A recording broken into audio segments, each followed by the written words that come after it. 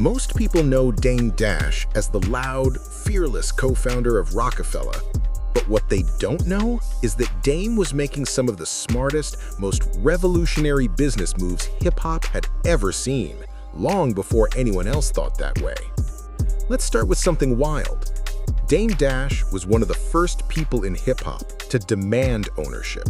Not ask for it, demand it.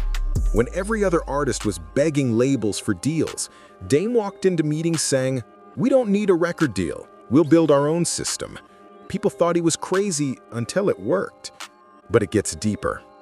Dame Dash actually scheduled all of Jay-Z's early meetings, choreographed his rollout, planned his image, and even approved what suits Jay wore during the early Roc-A-Fella era. Dame didn't just manage Jay, he built the Jay-Z brand from scratch.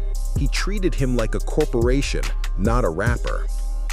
And here's something almost nobody knows. Dame Dash discovered Kanye West, not as a producer, but as an artist.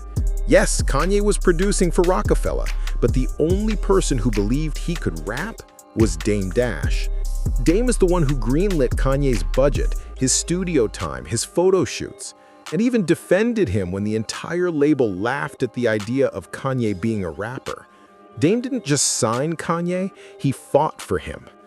But here's where the story gets even crazier. Dame launched Roc-A-Wear, not as a merch brand, but as a fully structured fashion company.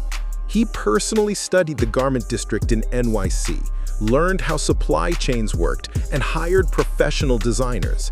While other artists were screen printing shirts, Dame built a fashion empire from scratch, a company that would later sell for $204 million. But that was just one move.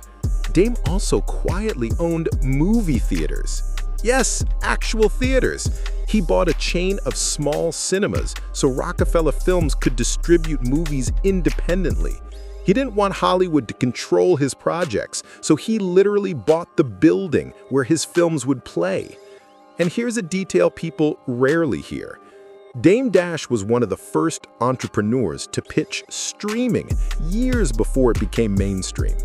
He tried to build a digital platform for independent films and music, but the tech world wasn't ready. If Dame launched that idea 10 years later, he would have been Netflix level. Another thing most people never knew.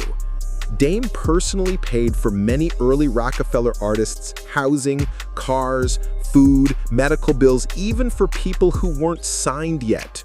He believed in put the artist first, even if he had to front the money himself.